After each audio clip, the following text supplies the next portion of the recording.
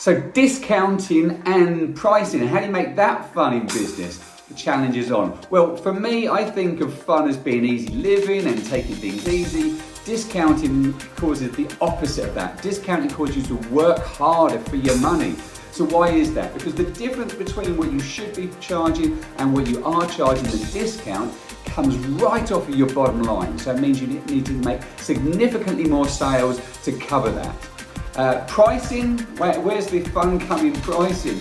Well, most people don't want to increase their prices because they think that they're going to lose customers, and that's not fun, is it? So if we think about it though, the reality is most people won't leave you because you increase your prices.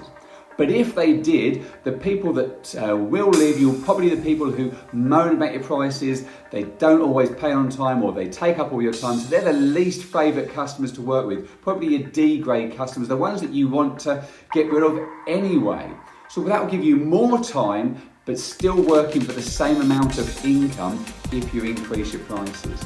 By the way, I've got a PDF available on increasing your prices and discounting, the impact it can have on your business. If you want that, just put discount in the comments below. Speak to you soon.